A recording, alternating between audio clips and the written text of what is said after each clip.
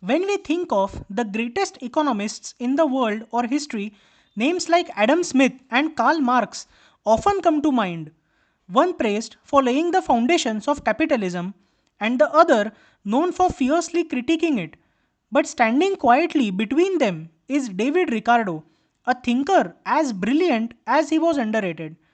Ricardo did not just build on Smith's ideas, he sharpened them into powerful theories. And while he did not have Marx's radicalism, his insights into labor, value, and inequality lit the path that Karl Marx would later follow. David Ricardo is the vital bridge between two giants, and his theories still shape the way we understand economics today. Who was David Ricardo and what did he do?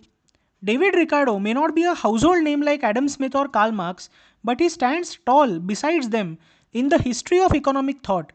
In fact, you could say that he is the intellectual bridge between Smith's optimism about capitalism and Karl Marx's criticism of it. His theories were sharp, logical, and often surprising. Even today, they form the backbone of modern economics. In fact, globalization and international trade, free trade, are based on Ricardo's ideas. David Ricardo was born in 1772 in England. Ricardo started his career as a stockbroker and became very wealthy, but around the age of 27, he read Adam Smith's Wealth of Nations, and that changed his life. He became deeply interested in economics and started writing about it. By 1817, he published his most famous book, The Principles of Political Economy and Taxation, which made him one of the greatest classical economists. What are some of his theories? One of his most famous theories is the labor theory of value.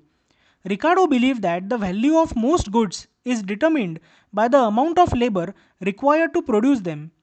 This idea was not completely new. Adam Smith had said something similar, but Ricardo made the theory more precise. He said that what makes something valuable in the long run is not how useful it is, but how much labor goes into it. For example, imagine two baskets, one of apples and one of bananas. If it takes twice as much labor to grow the bananas, then, according to Ricardo's theory, the bananas should be twice as expensive. This theory strongly influenced Karl Marx later on, who used it to argue that workers are exploited because they don't receive the full value of what they produce. David Ricardo's most important theory, which is the bedrock of globalization today, is theory of comparative advantage.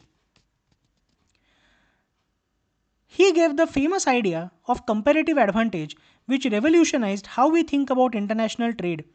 He argued that even if one country is better at producing everything, it should still specialize in what it does best relative to others and trade for the rest. This way, everyone benefits, all the countries benefit. For example, let's say that country A is better at producing both cars and trucks. But if country A is much better at producing cars and only slightly better at producing trucks, then country A should specialize only in cars and import trucks from country B, which has a comparative advantage in trucks. This way, both the nations save time and effort. This idea is still taught in economics all around the world and is a key reason why economists support free trade. The theory of rent is another very important work by David Ricardo. Ricardo was the first to clearly explain how rent works. He noticed that as the population grows, we have to farm on less fertile land. The best land produces more with little effort, so landlords can charge rent for it. So, according to Ricardo, rent is not a reward for the landlord's effort, it is a result of nature's inequality. The more inferior land we must use, the higher the rent on good land. This helped economists understand how wealth is distributed in society. The iron law of wages. This was one of Ricardo's more pessimistic ideas. He believed that wages naturally tend to fall to a level just enough for the workers to survive. If wages go up, people will have more children, the labor supply will increase, and wages will fall again to the bare minimum subsistence level. This is the iron law of wages, which also received a fair share of criticism.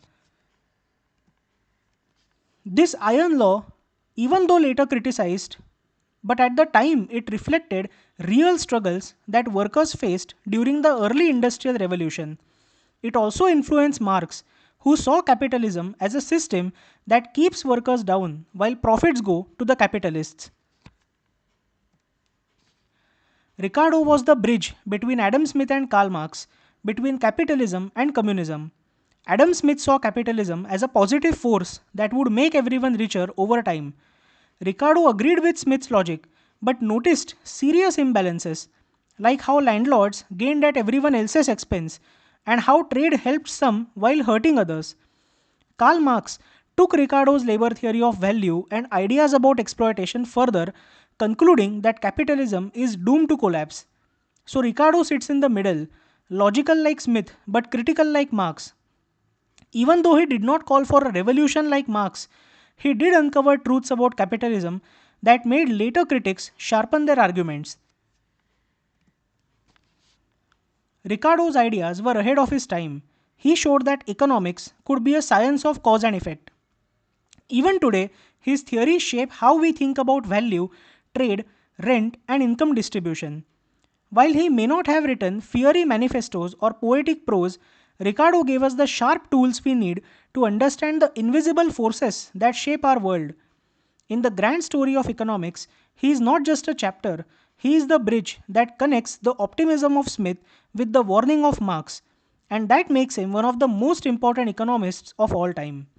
Thank you so much for listening.